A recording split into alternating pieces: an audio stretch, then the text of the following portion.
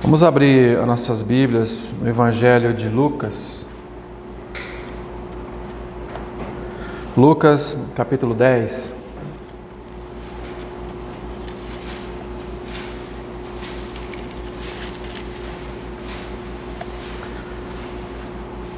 Versículo 38.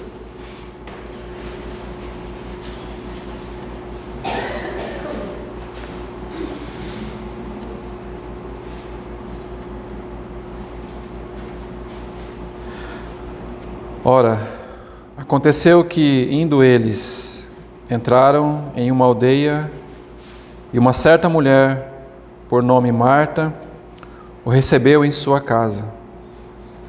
E ela tinha uma irmã, chamada Maria, a qual, assentando-se também aos pés de Jesus, ouvia a sua palavra.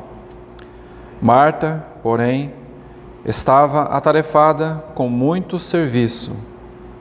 E vindo até ele, disse: Senhor, não te importas que minha irmã me deixe servir sozinha? Ordena, portanto, que ela me ajude. E Jesus, respondendo, disse-lhe: Marta, Marta, tu estás preocupada e perturbada com muitas coisas, mas uma coisa só é necessária. E Maria escolheu a boa parte, a qual não lhe será tomada. Agora, João, capítulo 11.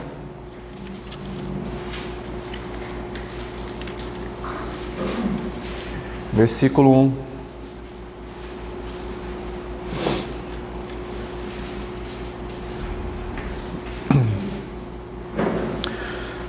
Ora, havia um certo homem enfermo chamado Lázaro de Betânia, da aldeia de Maria e de sua irmã Marta.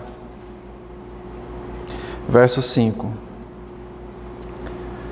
Ora, Jesus amava a Marta e a sua irmã e Lázaro. Agora o capítulo 12 de João.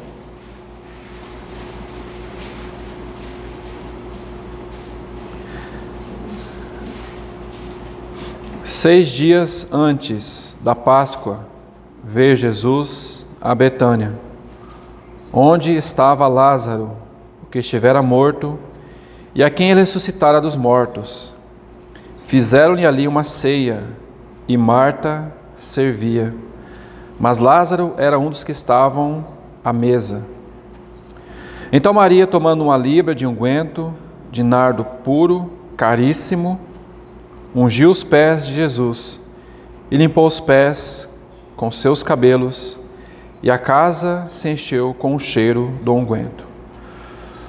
Agora volte no Evangelho de Lucas, capítulo 24.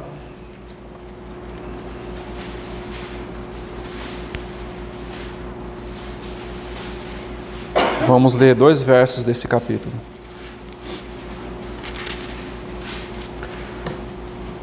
Verso 50.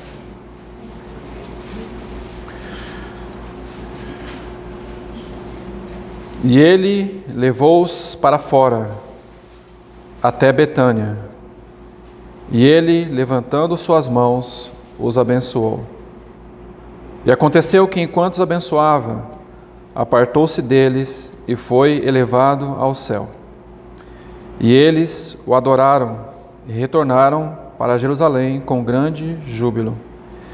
E estavam continuamente no templo, louvando e bendizendo a Deus. Amém. Vamos orar ao Senhor. Querido Pai, mais uma vez nós rendemos nossos corações a Ti nesta manhã. Diante do que já nos foi lido, novamente, Senhor, nós pedimos ao Senhor, tira o véu do nosso coração, Senhor. Tira as escamas dos nossos olhos, Senhor. Toca profundamente nos nossos ouvidos espirituais. Que Teu Espírito Santo nesta manhã possa pegar a Tua palavra bendita, a Tua palavra que é alimento para nossas almas. Que Ele possa pegar a palavra, Senhor, e transformá-la no nosso coração, Senhor. Não queremos, Senhor, apenas mais uma vez nos reunirmos por nos reunir, mas nós queremos, Senhor, ouvir a Tua voz. Queremos, Senhor, que a Tua voz realmente fale profundamente ao nosso coração, Senhor, para que possamos realmente ter em nós uma mudança, algo que o Senhor necessita que seja mudado em nós, algo que o Senhor realmente precisa avançar em nossas vidas, Senhor. Nos ajude, Senhor. Nós confiamos nossas vidas e confiamos a palavra aberta em Tuas mãos, ó Deus da nossa vida. Glória ao Teu nome, Senhor, nesta manhã. Amém. Irmãos, então, como nós lemos aí, esses 4 textos, o foco desses textos tem o lar de Betânia. Porque Betânia é uma figura da igreja no que concerne a adoração ou a devoção e ao serviço. O Senhor Jesus, ele faz 7 visitas a Betânia. E a primeira visita é essa que está registrada em Lucas capítulo 10, que não traz o nome de Betânia, mas que fala que é uma aldeia, e nessa aldeia era sim em Betânia. Então nós temos 7 visitas ao Senhor. E aqui nós temos 4 eventos que nós acabamos de ler, 4 eventos em que o Senhor vai a Betânia. E em cada evento há sim uma transformação ou uma realidade na vida daqueles que moravam em Betânia. Mas antes de nós falarmos especificamente de Betânia, nós temos que entender que o Senhor, na verdade, ele tinha uma relação para com Jerusalém. Betânia, digamos assim, não era o plano inicial do Senhor. Na verdade, o plano do Senhor sempre foi Jerusalém. Por que Jerusalém? Porque em Jerusalém, as profecias do Antigo Testamento vai nos dizer que a relação do Senhor seria com Jerusalém. Porque em Jerusalém estava o templo, em Jerusalém estava todo o serviço sacerdotal, em Jerusalém estava toda a ordem de Deus. Então a relação do Senhor era com Jerusalém. Mas nós vamos ver, amados irmãos, alguns textos aqui que nos chamam muita atenção de como realmente Jerusalém não se atentou para aquele que veio restaurar todas as coisas. Por exemplo, se nós olharmos para João 2, e nós vamos fazer isso de maneira bem dinâmica, se nós olharmos para João 2, a partir do versículo 3, nós vamos ver um texto assim: estava próxima a Páscoa dos judeus e Jesus subiu a Jerusalém. E quando ele chega em Jerusalém, o que ele acha? O texto diz assim: e achou o templo cheio de bois, cheio de ovelhas e cambiadores assentados. Mas aí, o que o Senhor faz ali em João 2? Ele faz um azorrague, e ele fala no final assim: e lança todos aqueles que estavam no templo, lançam todos fora, e ele diz: não façais da casa de meu pai, veja, casa de meu pai, porque o templo tipificava a casa de Deus. Não façais da casa de meu pai casa de comércio, ou casa de negócios. Então nós damos mais um passo, quando nós vamos até Mateus 21 também, e aí o texto vai dizer assim, Mateus 21, 12, ele entra no templo, em Mateus 21, 12, expulsa todos aqueles que estavam vendendo as suas coisas ali no templo. E ele vai falar no próximo versículo, está escrito: a minha casa será chamada casa de oração. Mas aí ele vai falar assim: mas vós tem transformado a minha casa, que é chamada casa de oração, em um covil de ladrões. Então veja aqui o contexto. O templo, para o qual era o lugar de adoração, o lugar de serviço, agora o Senhor Jesus está falando que esse lugar, que é a casa de oração, estava sendo transformada no covil de ladrões. Mas quando nós chegamos a Lucas 13, que é um outro texto também que nos chama a atenção, nós vemos que o Senhor Jesus diz assim: Jerusalém, Jerusalém, que mata os profetas e apedrejas os que foram enviados. Quantas vezes essa frase deveria nos chamar a atenção. Quantas vezes eu quis. Quantas vezes eu quis. Quantas vezes o Senhor já quis realmente em nossas vidas mudar algo no que concerne a nossa expressão local? Quantas vezes eu quis reunir vocês como a galinha reúne os seus pintinhos debaixo das suas asas. Aí ele vai falar assim: mas vós não quisestes. Eu quis, eu procurei, eu vim até vocês, mas vocês não quiseram. E porque vocês não quiseram, então agora a vossa casa ficará deserta. A vossa casa ficará deserta, e eu vos asseguro que vocês não mais me vereis até que venhais proclamar: bendito o que vem no nome do Senhor. Então perceba, irmãos, casa de meu pai, casa de oração, agora a vossa casa. De fato, Jerusalém estava perdendo essa proximidade com o Senhor. Casa de meu pai, casa de oração, agora a vossa casa. O Senhor cada vez mais ia se distanciando então de Jerusalém. Mas quando nós vamos dar um outro passo, amados irmãos, nessa questão de Jerusalém, nós vamos ver algo um pouco mais complexo, no que concerne ao Senhor e se afastando de Jerusalém. Quando nós olhamos, por exemplo, um outro quadro, porque o que ele buscava em Jerusalém era um lugar de descanso. O que ele buscava em Jerusalém, naquele templo, era um lugar do seu testemunho, e ele não tinha, porque ele estava assim: vocês estão fazendo da casa de meu pai um lugar de ladrões. Vocês estão fazendo a casa de meu pai um lugar de casa de negócios. Nos parece que é algo tão real nos nossos dias. Que tem a casa de Deus, que fala isso aqui é a casa de Deus, mas que na verdade, em alguns aspectos, parece mais casa de ladrões. Porque o testemunho de Deus não está mais ali.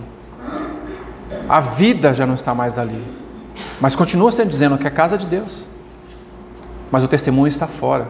O testemunho de Deus não está mais ali. Mas quando nós olhamos para um outro quadro, e eu gostaria também de chamar a atenção nesses textos, do Evangelho, por exemplo, de Lucas, quando o nosso Senhor, Lucas capítulo 2, verso 7, quando o nosso Senhor diz assim, e ela falando a respeito do nascimento do nosso Senhor Jesus, fala assim que Maria deu então luz ao primogênito, envolveu nos panos e deitou uma manjedoura. Aí sabe o que o final desse versículo vai dizer assim? E não havia lugar para ele na hospedaria. Observe essa expressão, não havia lugar para ele, no seu nascimento, não havia lugar para ele. Quando nós olhamos também para Lucas capítulo 9, verso 50, diz assim, o Senhor disse assim, as raposas têm covis e as aves dos céus têm ninhos, mas o Filho de Deus não tem onde reclinar a sua cabeça. E aí João vai nos dizer assim, capítulo 1, verso 11, veio para o que era seus, para o que eram seus, mas os seus não o receberam. Não o receberam. Então essa é a verdade. Primeira coisa, quando ele nasceu, ele não encontrou hospedaria. E nós vamos ver uma palavra que vai se encaixar justamente dentro dessa palavra hospedaria. Ele veio, primeiro nasceu, não tinha lugar para ele numa hospedaria. Nasceu numa manjedoura, num estábulo, num curral. O Filho de Deus, o Salvador do mundo, o Senhor, Rei dos Reis. Então não tinha lugar para ele. Segundo, ele não tinha lugar onde pudesse reclinar sua cabeça. Estava em Jerusalém no templo, não tinha lugar. Terceiro, os seus não o receberam. Então, amados irmãos, esses textos que nós podemos pegar aqui no que concerne ao templo e no que concerne agora a sua vinda e o seu desenvolver, no que concerne a Jerusalém, ele não foi recebido, ele não foi acolhido, ele não teve os seus direitos reconhecidos em Jerusalém. Então o que acontece? Ele não encontrou descanso em Jerusalém. E ele não foi recebido em Jerusalém. Mas quando agora, e o texto é muito claro, agora nós voltamos aqui, e necessário é fazer esse panorama sobre Jerusalém.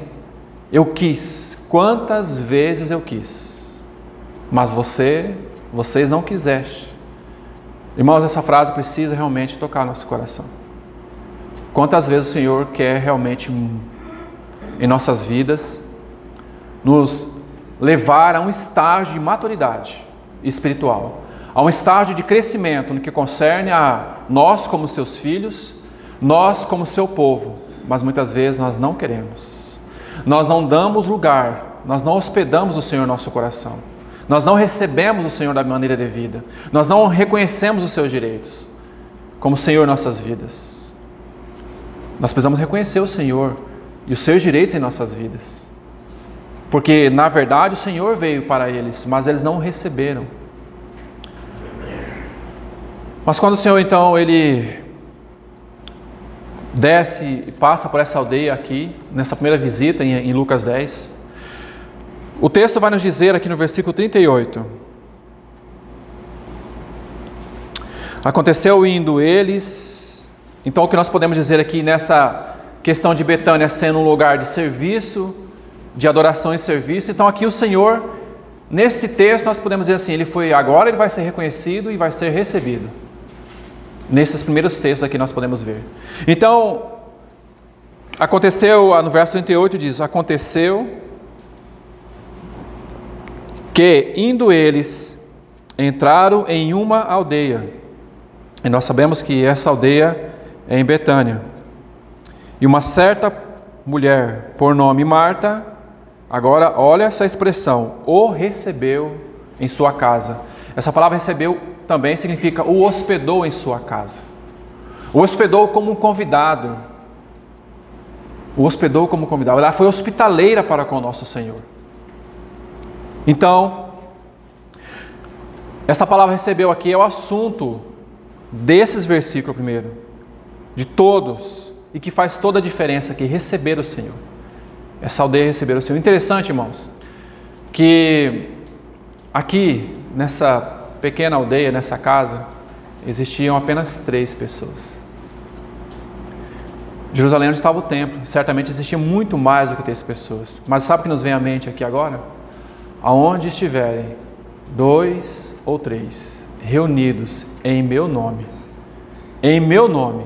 ali eu estarei. Ali ele estava. Por quê? Porque ali eles, digamos assim, estavam reunindo em torno do nome do Senhor. Claro que a primeira visita nós vamos ver que houve alguns desajustes no que concerne ao serviço de Marta, mas nós vamos ver no capítulo 12 também que o texto vai dizer assim, Marta servia. Ou seja, da primeira visita para a terceira visita, a vida de Marta também foi transformada, porque ela entendeu que aquele Senhor que estava visitando ela, e provavelmente o Senhor na sua última semana de vida, antes de ir para a cruz, 7 dias ali, possivelmente ele tenha pernoitado todos os dias em Betânia.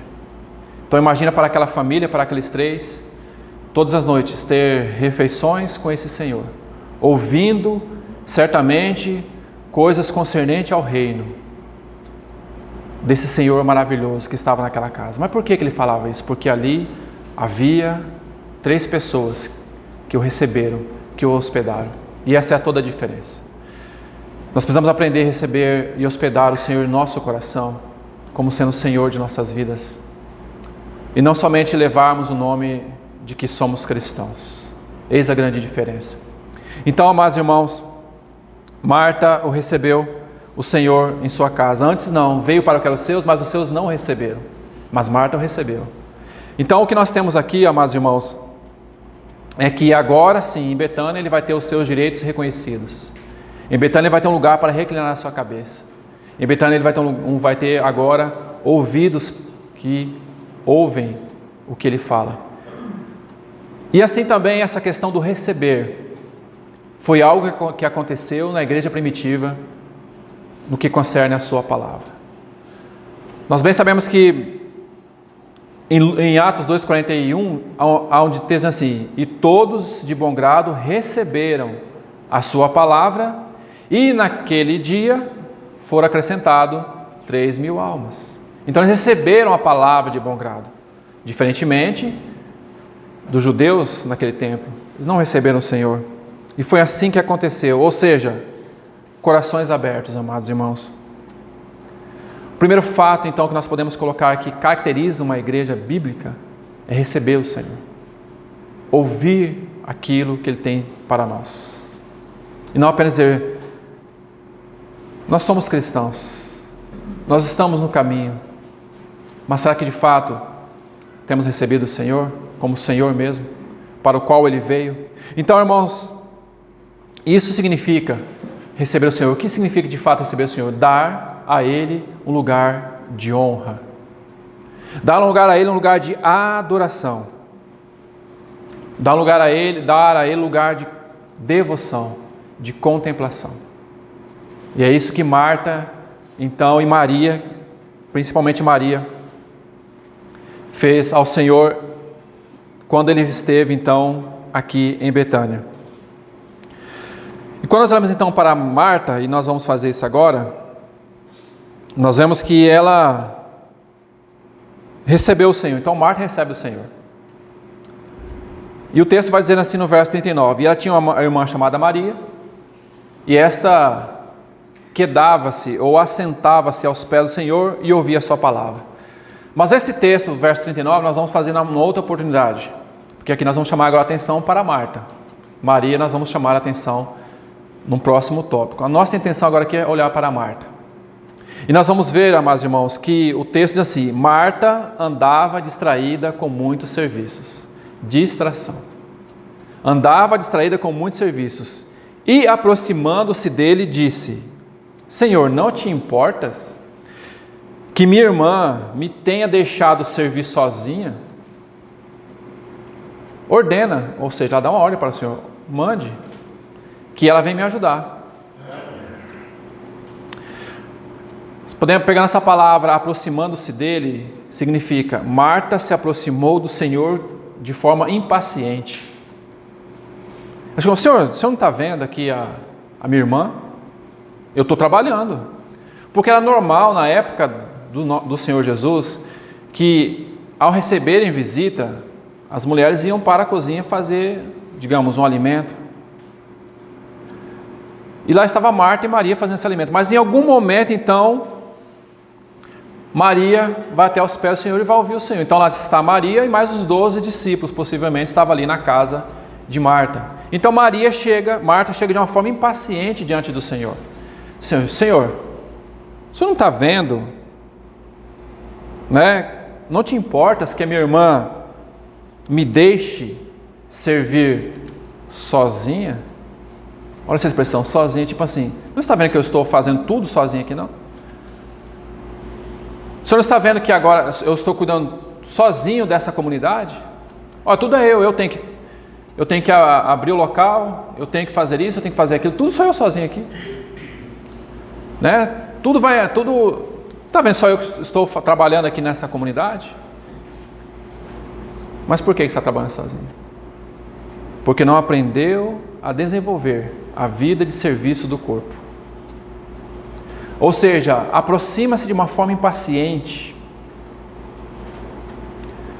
Mas quando Marta coloca essa questão aqui, amados irmãos, de falar: Senhor, não te importas que eu esteja a servir sozinha? Sabe o que ela está dizendo assim? Ela está julgando o Senhor. Ela está dizendo assim: Senhor, a ideia é o seguinte: não parece a ti injusto que eu esteja servindo sozinha e minha irmã sentada aí? Não te parece injusto isso, Senhor? Ou seja, o Senhor está sendo injusto. Essa assim, o meu critério de justiça é muito maior do que o Senhor, porque eu estou trabalhando. Então, às vezes, pode ser que na vida da igreja nós vemos alguém que está trabalhando muito, fala assim: Senhor, o Senhor está vendo que eu estou trabalhando muito? Olha os outros irmãos aqui. Olha como eu sou importante para esse grupo aqui. Porque eu faço muitas coisas.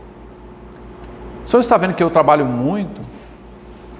Muitas vezes fazemos esses critérios diante do Senhor. E aí a questão é: o Senhor está vendo que eu estou ali na cozinha com muitas tarefas e Maria está aí assentada a teus pés ouvindo o que o Senhor está para dizer? Ensinando? Eu não, Senhor. Eu estou servindo sozinha. Essa questão do servir sozinho, temos que tomar muito cuidado, para nós não acharmos que somos aqueles que têm um nível de importância no corpo, que se nós sairmos do corpo, parece que a igreja vai acabar. É insubstituível. Não, se eu faltar nesse serviço aqui, não, acaba tudo. Se realmente não tiver ninguém aqui para conduzir esse serviço na casa de Deus, tudo para. Me parece que nós andamos, irmãos, na verdade, sobre os ombros de outros. Nós estamos assentados aqui, primeiramente, pela misericórdia do Senhor e porque Ele instituiu o seu corpo. Mas nós sabemos que antes de nós vieram outros. E esses outros já estão com o Senhor há muito tempo. E a obra do Senhor continuou, porque a obra é do Senhor. A igreja é do Senhor. A casa de Deus é dele. Tudo é dele. Nós somos apenas aqueles cooperadores. Nós somos apenas aqueles servos, aqueles mordomos. Lembra-se do mordomo fiel? Somos aqueles mordomos que fomos chamados para cooperar com ele no seu serviço. Mas o que acontece é que ele vai ter que ajustar agora o serviço de Marta. E Marta então vai ser ajustado. Porque, irmãos, nós podemos sim ser desajustados no serviço ao Senhor. Mas à medida que o Senhor vai trabalhando em nossas vidas, assim como Ele foi trabalhando na vida de Marta, à medida que Ele vai trabalhando em nossas vidas, e nós vamos dando lugar também para ouvir o Senhor e para deixar ser trabalhado pelo Senhor, porque não adianta, irmãos, nós ouvirmos e não termos nenhum avanço na nossa vida cristã se nós não permitirmos que o Senhor avance na nossa vida. Porque achamos às vezes que somos tão importantes para o corpo de Cristo que em determinado momento, se nós faltarmos, o corpo de Cristo não vai avançar. E eu digo para os irmãos com todas as letras e certeza, isso não existe. Isso não existe. Paulo, quando disse a Timóteo, disse assim: se eu demorar, se eu tardar em voltar, saibas como se comportar ou se conduzir na casa de Deus, que é a igreja de Deus, coluna e baluarte da verdade. Veja, casa de Deus. E Paulo está falando para Timóteo, um jovem. Paulo nos disse assim para Timóteo: olha, Timóteo, é o seguinte, se eu tardar em faltar, você para tudo, espera eu chegar, que quando eu chegar nós vamos continuar resolvendo os problemas aí. Não, eu não disse isso. Não disse isso. Ele disse: Timóteo, se eu tardar, saibas como proceder na casa de Deus. E nós precisamos entender, irmãos, que nós somos apenas aqueles que estão cooperando de maneira temporária. E nessa cooperação de maneira temporária, nós temos que dar condições para que outros que virão após nós possam continuar nesse trabalho. E não colocarmos esse trabalho de uma forma que tudo gira em torno de nós. Isso é muito perigoso. Conheço uma comunidade que tudo girava em torno de um líder. Então tudo que você ia fazer, esse líder tinha que dar o aval dele. E não que não possa ter, irmãos. Mas os irmãos vão entender o que eu estou falando. Então tudo que fazia, não, tem que ter o aval. Não, ele decide, e tudo ele decide. E a palavra de Deus é muito clara. O princípio da igreja, no que concerne a decisões, é o princípio do presbitério, o princípio de pluralidade. Princípio de 2. Leia Atos, você vai ver, Paulo estava sempre andando, ele mais um. Paulo disse aos meus companheiros, aos presbíteros que estão em Éfeso: pastoreai o rebanho de Deus, do qual Deus vos constitui pastores e bispos, ou bispos, episcopos, sobre a igreja de Deus. A igreja de Deus, a expressão é muito clara ali em Atos 20, a igreja de Deus, não é a minha igreja. Primeiro que eu não tenho igreja, nenhum homem tem igreja nessa terra, ninguém foi colocado para ser o dono da igreja. O único cabeça, o único senhor da igreja é o Senhor Jesus. Então é justamente isso. Então essa comunidade girava em torno desse irmão, e esse irmão morreu. Então o que aconteceu? A comunidade ficou em parafuso. Na verdade está em parafuso até hoje em alguns aspectos, principalmente no que concerne ao ministério da palavra. Irmãos, o ministério da palavra é algo sério. E não é porque nós estamos aqui, não. Pelo contrário, nós sempre partilhamos, eu e o irmão Valdeci, que se nós poderíamos, nós nem estaremos aqui. Porque não é brincadeira isso aqui, irmãos. Isso aqui não é algo que assim, eu quero, vou lá, eu pego, eu abro, eu falo. Não é assim. Não. É assim, se um profeta falar e não falar de acordo com aquilo que Deus fala, ele tem que ser morto. Lembra-se de Jeremias? Se não falar, ele tem que ser morto. Porque não está falando segundo eu estou falando. Então, o ministério da palavra nessa comunidade está totalmente fechado. O ministério da palavra nessa comunidade está totalmente morto. Por quê, irmãos? Porque tudo girava em torno desse homem. Não que não fosse um irmão querido, era um irmão querido. Mas por não entender como de fato era o serviço a Deus e a casa de Deus, então o que aconteceu? Segurou tudo, não preparou uma nova geração, porque nós precisamos preparar uma nova geração, porque nós podemos partir para o Senhor a qualquer momento, para que a casa de Deus continue sendo realmente edificada. Mas essa comunidade não. E hoje o ministério da palavra se perdeu. Porque o ministério da palavra não é para quem quer. O ministério da palavra é para aqueles que o Senhor quer.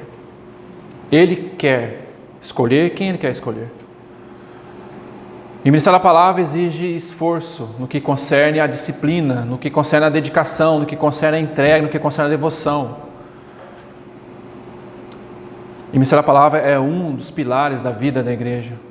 Porque qual é o alimento que nós vamos dar para o povo de Deus, se não for a palavra de Deus? É por isso que nós vemos tanta confusão, por isso nós vemos tanta mente perturbada, por isso nós vemos tantas coisas erradas.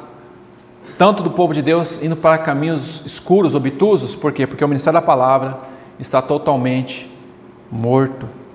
O Espírito Santo já não tem mais ação, ele já não fala mais ao coração. O Espírito Santo não tem como pegar a palavra e transformar na palavra viva, porque aqueles que têm o encargo estão de maneira inadequada no serviço à casa de Deus, que concerne a mensagem da palavra.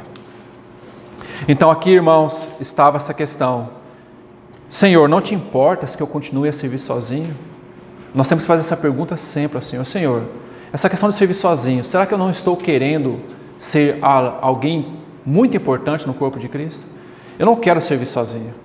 Eu quero servir junto com os meus irmãos. Para não ser ministério ou serviço de uma pessoa só. Porque não existe, irmãos, serviço de uma pessoa só no corpo de Cristo. É uma complementação de um com o outro. É um ajudando o outro, um cooperando com o outro, para quê? Para que em tudo Cristo seja engrandecido. E não é para nós nos aparecermos, não. Nós somos aqueles ruperetes, lembra dos ruperetes? Remadores de baixa categoria. O navio está andando, mas os remadores estão lá embaixo, remando, para que o navio... Ninguém está vendo os remadores, né? Olhando para aqueles navios antigos, ninguém está vendo os remadores. O navio está indo, mas lá embaixo tem os remadores. Nós possamos ser esses remadores, irmãos. Remadores. Porque é para essa categoria que o Senhor nos chamou, ruperetes.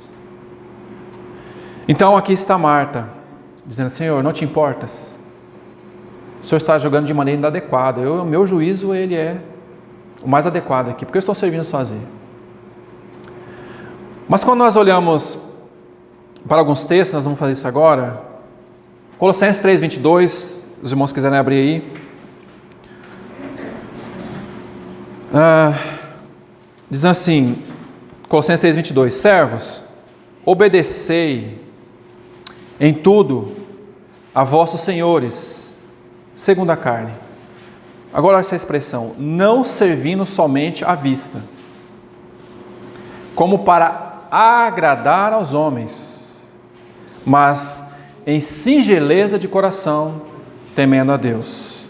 Não servindo à vista, para agradar aos homens, mas em singeleza de coração, temendo a Deus. O que nós tiramos aqui, irmãos, dessa falha de Marta, é que ela estava servindo, além de julgar que Maria deveria estar com ela. Então, por exemplo, se Marta estava servindo de certa maneira para alguém observar o serviço dela. Senhor, esses 12 homens estão aí, Maria está aos seus pés, e eu estou aqui servindo sozinha. Ela estava servindo fora da vista na cozinha. Então nós temos que colocar algo aqui, irmãos. Quando nós estamos servindo diante dos outros, nós ficamos muitas vezes felizes, né? Aí talvez pensamos assim, nossa, o que seria de mim, o que seria dessa comunidade se eu não estivesse aqui servindo? O que seria dessa comunidade se eu não estivesse aqui servindo? Mas a pergunta é, irmãos, como é que nós servimos a portas fechadas? Porque o verdadeiro serviço é quando nós estamos a portas fechadas. Porque é na porta fechada Nós vamos ouvir da boca do Senhor o que realmente, como nós devemos servir, a maneira adequada de servir. Portas fechadas. Lembra-se de Mateus 6, o teu pai que te vê em secreto. Muito linda essa expressão, o teu pai que te vê em secreto. Ele te recompensará. A nossa recompensa, irmãos, ela vem do Senhor. O nosso Pai que vê em secreto. Então, qual é a motivação do nosso coração quando nós estamos servindo? O que nós buscamos quando nós estamos servindo? Servindo ao corpo de Cristo. Qual é a motivação? É a motivação de aparecer? É a motivação de ser, olha, como aquele irmão... Claro, irmãos, que cada um tem a sua importância no corpo de Cristo. Não estou dizendo isso. Temos a importância, sim, devida, porque realmente o serviço é necessário, mas qual é a motivação do nosso coração quando nós servimos? Aí que está a questão. A quem nós buscamos agradar? Ao Senhor ou aos homens? A quem nós buscamos realmente aparecer? Nós temos que tomar muito cuidado com essa questão de vitrine, né? Muito cuidado. Porque às vezes acontece isso, nós estamos numa vitrine, expostos e as pessoas estão nos vendo. Oh, irmão, como você é importante, olha, seu serviço realmente ele é aqui para o corpo.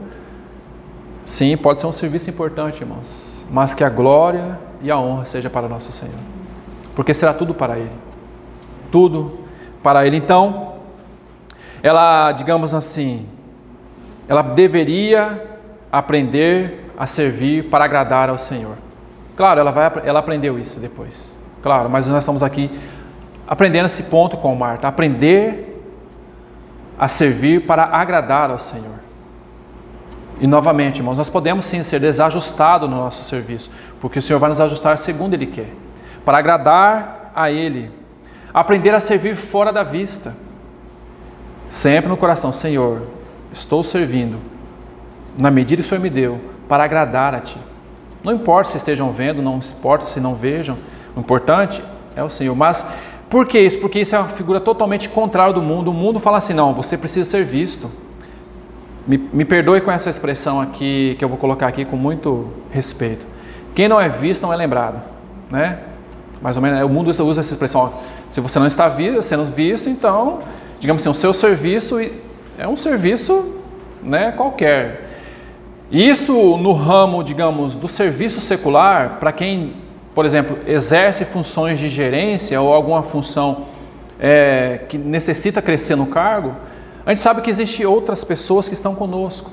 Então essas pessoas muitas vezes puxam o tapete e por aí vai, enfim. Mas a questão é, irmãos, nós devemos servir, obedecer aos nossos senhores segundo a carne. Obedecer em tudo. Porque aí está a diferença do cristão. Obedecer, e Paulo não está falando aqui em parte, está falando, obedecer em tudo os vossos senhores segundo a carne.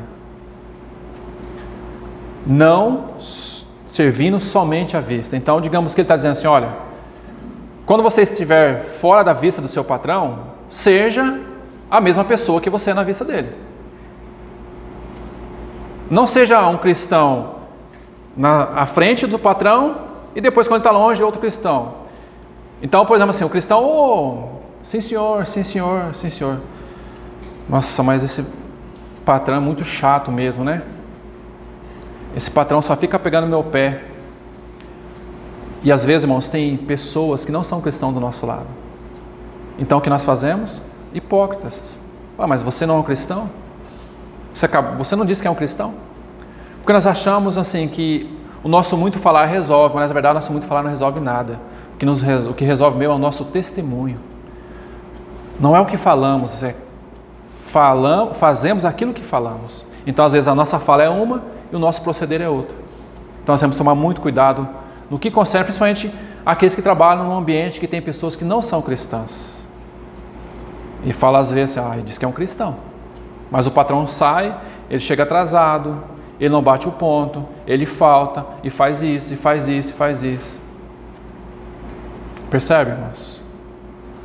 Então, são coisas que a gente precisa cuidar essa questão de obedecer aos nossos senhores. Porque nós lembramos de novo, nós devemos agradar a Deus em todas as coisas. Então, olhando para um outro texto, amados irmãos, Marta estava ali fazendo as coisas de modo impaciente. Impaciente.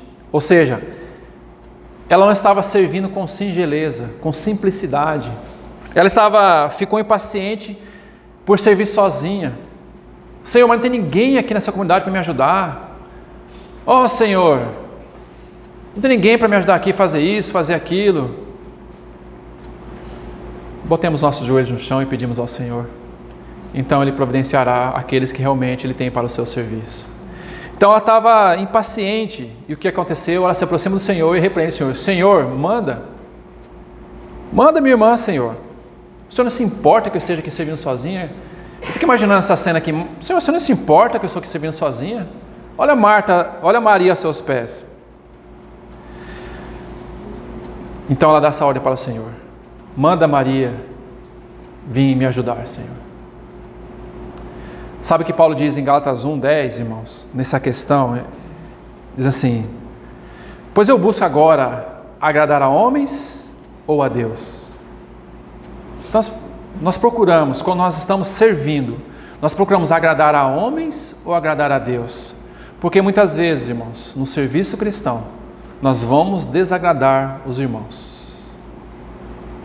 Por que nós vamos desagradar? Porque nós vamos ter que seguir a vontade do Senhor naquele assunto ou naquele serviço. Ah, mas é um irmão tão querido, eu não gostaria de tratar esse assunto com ele. A questão não é tratar o assunto, a questão realmente, quem vai ser agradado aqui? Quem que vai ser agradado aqui? A quem que nós vamos agradar nesse aspecto?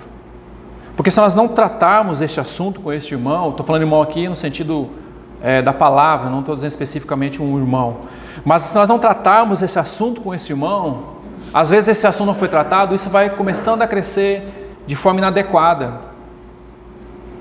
E nós vamos desagradando o Senhor para agradar aquele irmão. E desagradando o Senhor para agradar aquele irmão. Mas aquele irmão nunca cresce, nunca avança, nunca realmente é um irmão maduro. Então nós precisamos aprender realmente, nós procuramos agradar a homens ou agradar a Deus? Paulo faz essa pergunta aqui em Gálatas 1:10.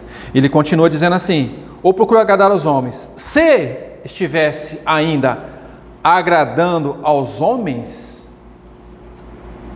se estivesse ainda. Por que ele está colocando se estivesse ainda? Porque antes do Senhor salvar ele, a quem que ele estava agradando? Não eram os homens? Fariseu de fariseu, contra a lei irrepreensível e por aí vai. Ele fala assim que a seita dos fariseus era a mais terrível que tinha quando ele estava fazendo a sua defesa diante do rei Agripa. Eu era da seita dos fariseus, a seita mais terrível que existia. Então ele está dizendo aqui, se eu ainda estivesse agradando aos homens, não seria servo de Cristo. Não seria servo de Cristo. Então eu não procuro agradar homens. Eu procuro agradar aquele que me chamou ou que me arregimentou. Nenhum soldado se envolve com os negócios desta vida. Porque o seu objetivo, a sua meta é satisfazer aquele que o chamou. Então qual é a nossa meta, qual é o nosso objetivo? Então nessa questão do serviço adequado, é satisfazer aquele que nos chamou para servir a Ele. Sermos servos realmente de Cristo e não sermos servos dos homens, ficarmos correndo ser manipulados pelos homens, ou manipular os irmãos para estar sempre do nosso lado, decidir como nós decidimos. Não, nós temos que procurar decidir segundo a mente de Deus, segundo a vontade de Deus, porque os assuntos da casa de Deus têm que ser conforme a mente de Deus. O grande problema que nós vemos hoje na cristandade professa de maneira geral é que tem muitos homens servindo a homens, tem muitos homens agradando a homens em nome de Deus e da obra de Deus. Muitos homens. Mas irmãos, a pergunta que Paulo fala aqui, se eu ainda estivesse agradando a homens, eu seria servo de Deus?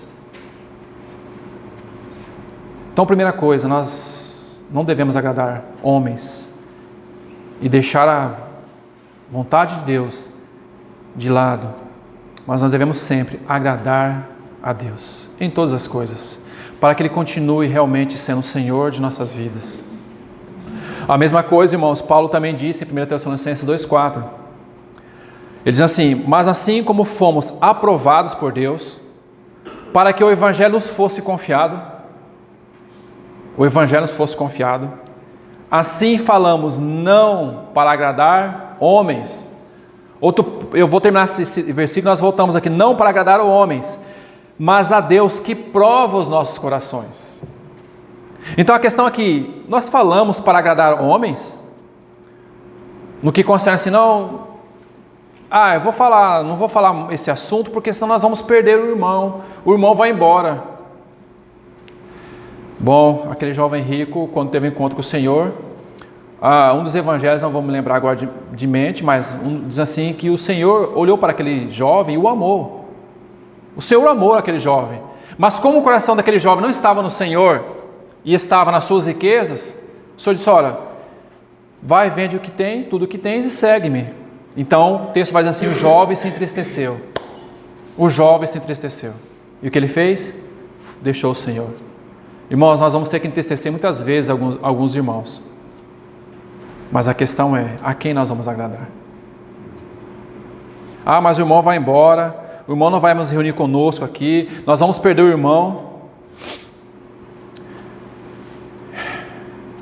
Quem faz conta de membresia não é a igreja, isso é a instituição.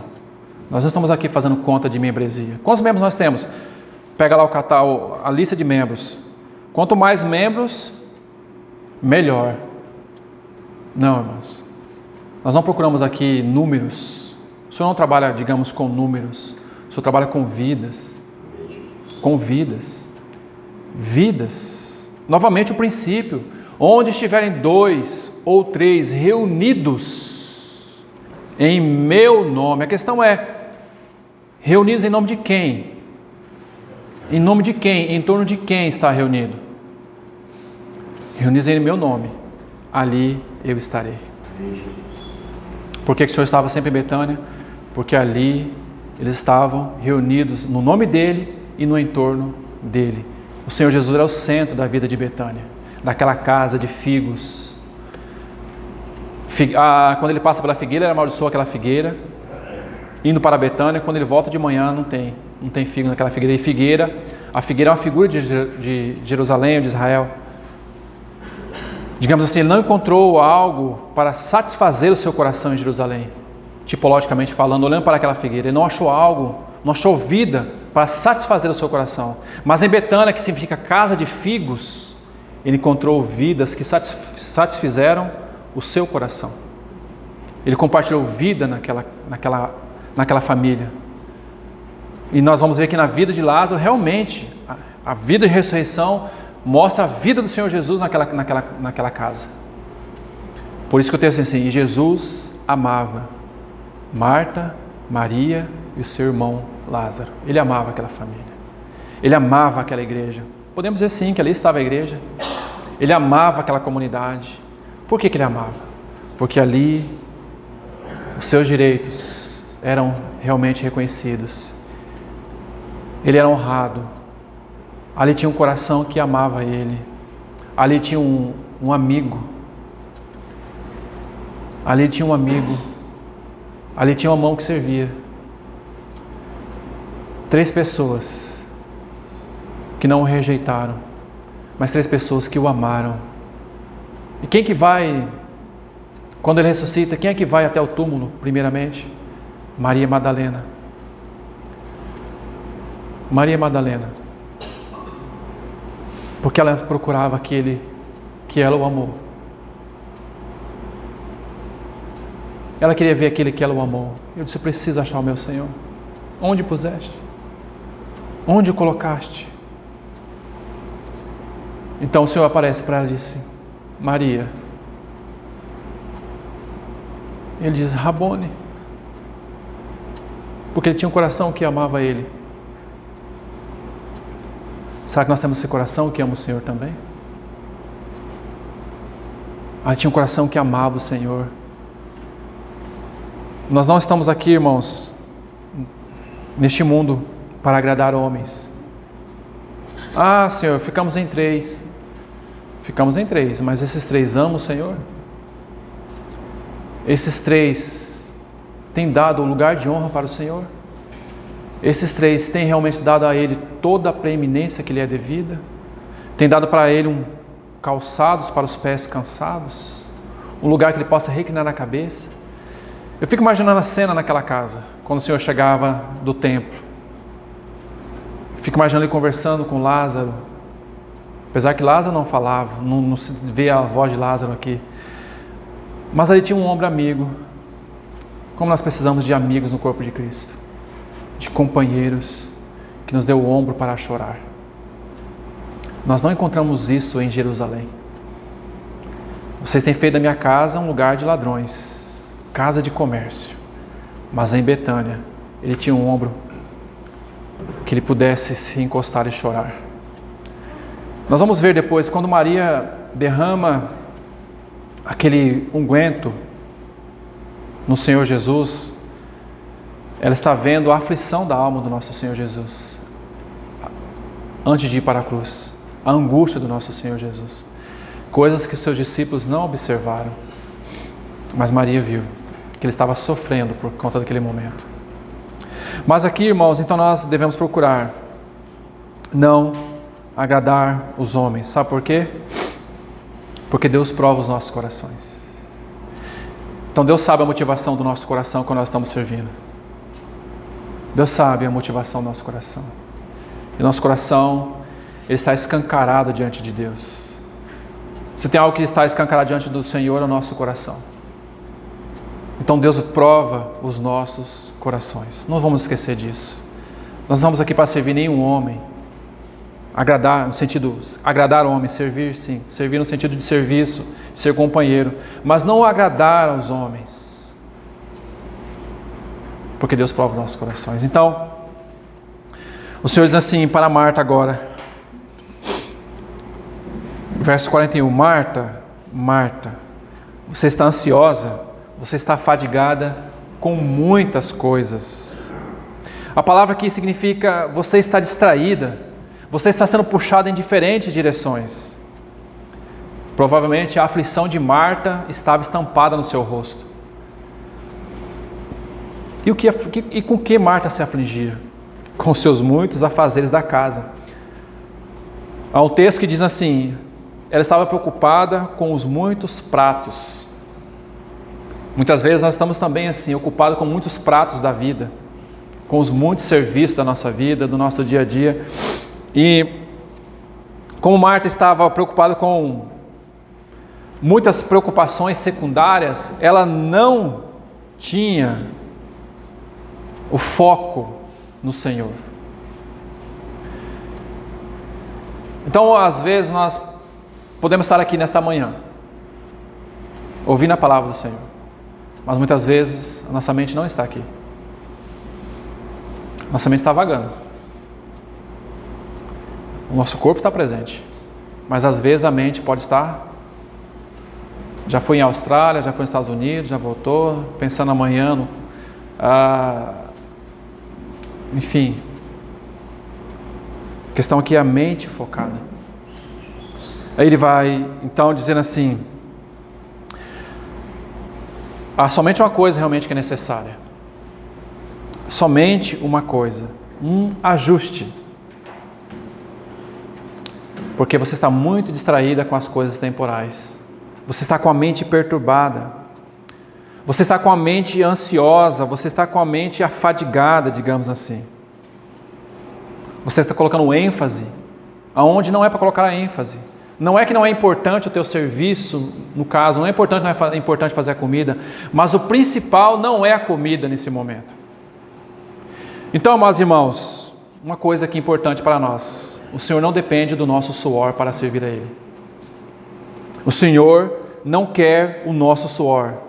A primeira coisa que o Senhor quer, ou a coisa mais importante que o Senhor quer para nós, é os nossos ouvidos e o nosso coração. Porque se Ele não ganha nossos ouvidos e nosso coração, nós vamos servir, mas de maneira perturbada, de maneira inadequada, de maneira desajustada. Vamos continuar servindo, mas talvez não segundo como o Senhor realmente quer que sirvamos a Ele. Naquele serviço específico, não naquilo que o Senhor nos deu como encargo. A questão é a primeira aqui, o nosso coração, o nosso ouvido, para que possamos realmente, amados irmãos, ficar com essa melhor parte. Porque a primeira coisa que podemos enxergar também aqui é que a igreja precisa ouvir antes de fazer,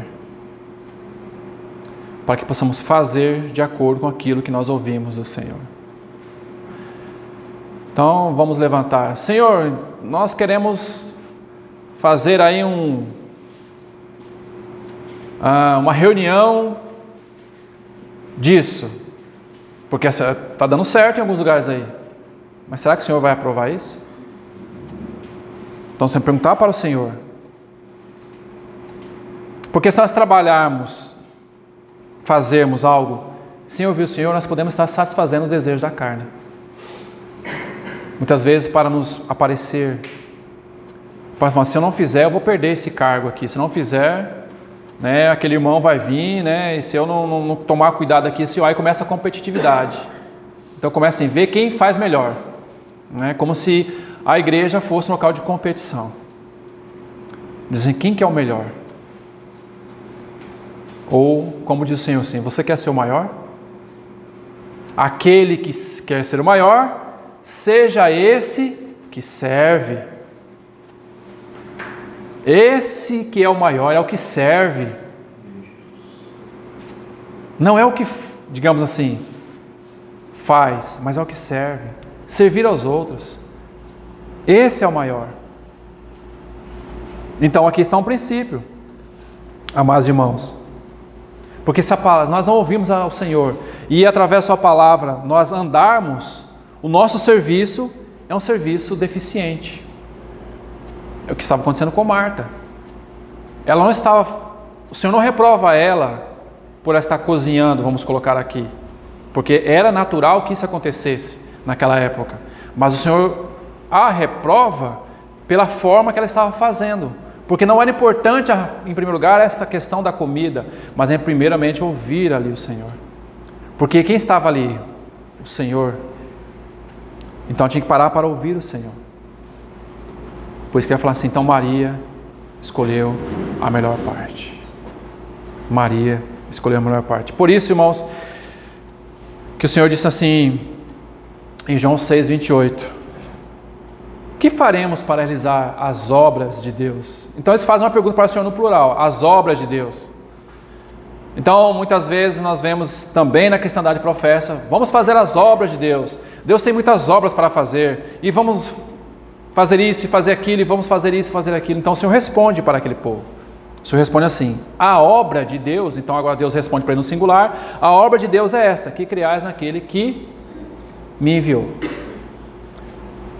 Então podemos dizer assim, a obra de Deus é essa, primeiro que vocês ouçam a mim, para que então vocês possam fazer a obra de Deus. Essa é a verdade. E muitos estão preocupados com as obras, vamos fazer obras, nós precisamos disso, nós precisamos daquilo, nós precisamos aumentar a quantidade de membros, porque se não aumentar a quantidade de membros, então nós não vamos conseguir arrecadar, e aí quando chegar o bispo maior, nós vamos ter que dar explicação para ele, por que nós arrecadamos pouco esse mês. Não, é porque baixou aqui uns 30 membros, não, então você tem que ser trocado, porque você não está conseguindo fazer com que a igreja cresça aqui. Os irmãos entendem? Então troca, como se a igreja fosse uma cadeira política, como se fosse uma questão de mandato, né? Alguns fazem assim, pensam que a igreja é mandato. Então, você fica um tempo aí, se você não der certo, se você não for aprovado aqui pelos irmãos e não acrescentar mais alguém, eu vou trocar você, vai vir outro de fora e vai sentar nessa cadeira. Não. Não é assim. A igreja de Deus não é isso. A igreja de Deus são homens e mulheres que realmente procuram agradar a Ele. Não são trocados, substituídos como se fossem papéis. irmão Valdecino está dando certo, com todo respeito, não estou só fazendo... Não, o irmão Valdecino está dando certo aqui. Nós vamos reunir aqui um conselho e vamos tirar o irmão Valdeci. Mas lembramos do princípio, disse o Espírito Santo agora: separai-me Paulo e Barnabé. O Espírito Santo disse. É assim, irmãos, é assim. Então, quando aquele conselho foi se reunir para escolher, tinha algumas qualificações. Homem cheio do Espírito Santo é uma primeira delas. Vamos escolher aqui os irmãos que têm uma certa qualificação. Não é o princípio bíblico. O princípio bíblico é aquele de Atos. Reunidos os irmãos, oraram e jejuaram. Então o Espírito Santo disse: homem cheio do Espírito Santo, principalmente.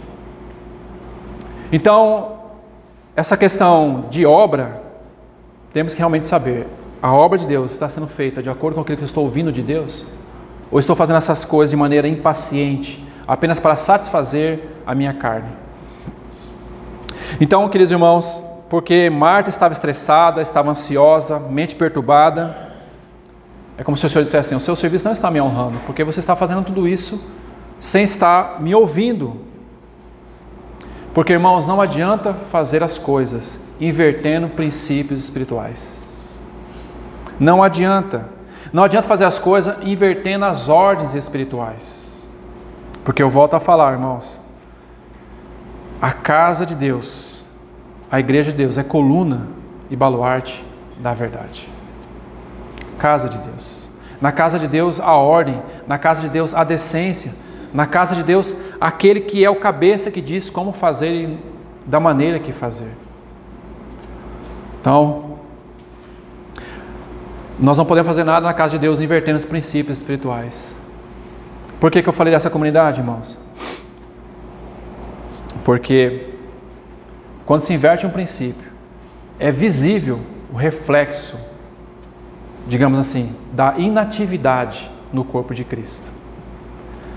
E se nós inativamos a palavra de Deus, então nós inativamos toda a questão do serviço. Porque nosso serviço, digamos assim, tudo que nós precisamos saber no que concerne ao serviço do funcionamento da casa de Deus está na palavra de Deus.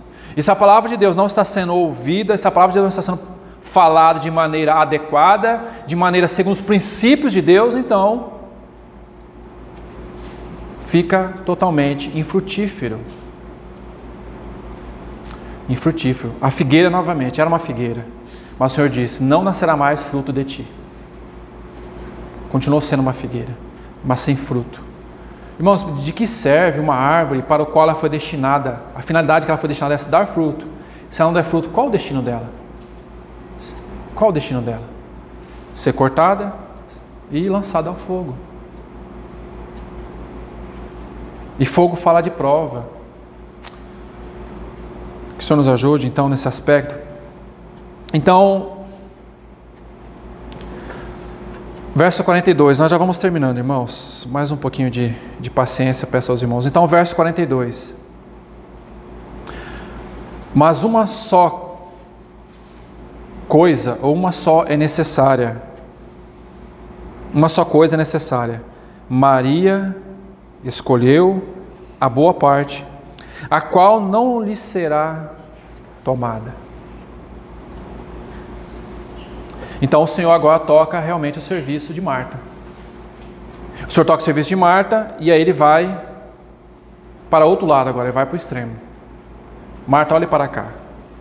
Qual é essa coisa boa? Qual é essa melhor parte? Maria escolheu essa boa parte e não será tirada isso. E qual é então, irmãos? Qual é?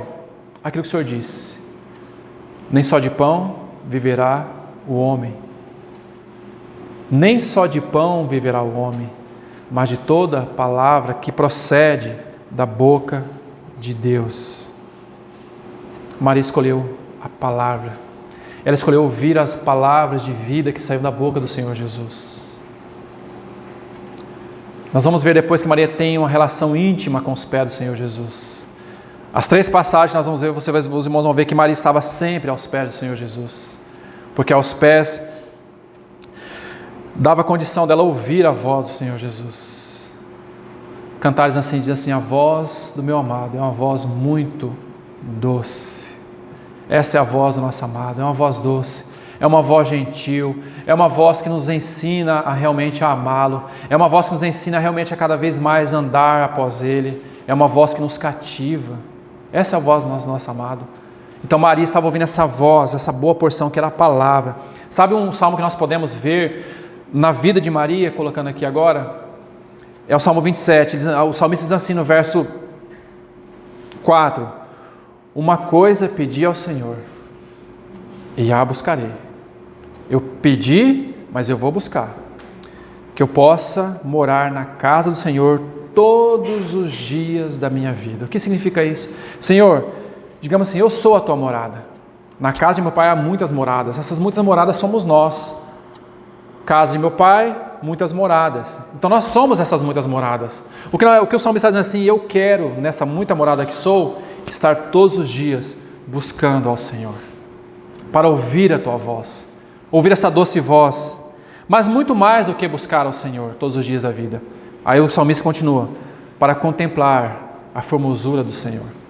Porque como nós vamos contemplar, irmãos, a formosura do Senhor com mente perturbada, com mente distraída? Não tem como. Com a mente totalmente desconexa da palavra. Como? E eu estou falando de mente porque a mente, ela também envolve o nosso coração. Então, se o nosso coração é um coração agitado, automaticamente a nossa mente também se torna agitada, porque mente tem relação com o coração.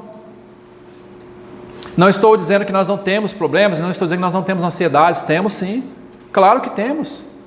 A vida é muito complexa, mas irmãos, nós temos aqui aquele que é o Senhor da vida, aquele que a palavra diz assim: a sua voz é muito doce,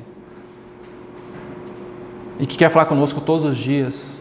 Mas sabe o que nós precisamos aprender, irmãos? Estar aos pés dele todos os dias. O que significa estar aos pés do Senhor todos os dias? Significa a todo momento eu estar no meu quarto fechado? Não. Significa que onde nós estivermos, nós tenhamos uma atitude de adoração, de devoção a Ele, uma mente controlada pelo Espírito, uma mente renovada pela palavra de Deus, ouvindo a Ele, ainda que nós sejamos no mais profundo vale, no mais profundo abismo, ainda que nós sejamos no mais profundo abismo, o Salmo 139 fala: até ali a tua mão me sustentará. Jeremias também fala em Lamentações, quando ele clamou ao Senhor: eu clamei ao Senhor na mais profunda cova. Lamentações, na mais profunda cova. Irmãos, a ansiedade, a depressão nos leva para a mais profunda cova. Mas sabe o que Jeremias fala assim? Eu clamei ao Senhor. Quando nós olhamos para a vida desse profeta, ele foi preso, ele foi colocado numa masmorra, ele foi colocado num poço. Essa figura de quando ele fala assim: da mais profunda cova eu clamei ao Senhor, quando foi colocado dentro daquele poço. Ele não estava falando em nome de Deus, irmãos? Ele não estava a serviço de Deus? Estava. E digamos assim, Deus poupou ele desses sofrimentos? Não poupou ele. Não poupou. Mas o que ele fez? Eu clamei ao Senhor, da mais profunda cova. E o que ele vai dizer? E o Senhor me ouviu. O Senhor nos ouve, irmãos. O Senhor nos ouve. Nós podemos estar na mais profunda cova. O Senhor nos ouve. Acontece que muitas vezes nós não conhecemos esse Senhor. Esse Senhor que nós devemos dar a nossa devoção a Ele. Mas Ele nos ouve na mais profunda cova, no mais profundo abismo. E Ele vai falar assim: então o Senhor me escutou e me colocou sobre uma rocha firme, parafraseando, Ele me colocou os meus pés em lugar seguro, porque só quem pode fazer isso conosco, quando nós estamos nessa mais profunda cova, é o Senhor, porque Ele conhece cada detalhe da nossa vida, cada ponto da nossa vida, cada veia da nossa vida, cada tecido do nosso ser. Esse é o nosso Senhor. Então Maria entendeu isso, mas como Marta estava com a sua mente ainda perturbada, ela não conseguia interpretar isso. Então, além de contemplar a formosura do Senhor e meditar no seu templo, sabe o que Paulo fala? E aqui nós vamos encerrar. Também podemos colocar aqui, nesse ponto específico, essa boa porção que Maria escolheu. Irmãos, quanto a mim, não julgo havê-la alcançado. Mas uma coisa faço. Uma coisa eu faço. Esquecendo-me para as coisas que para trás ficam.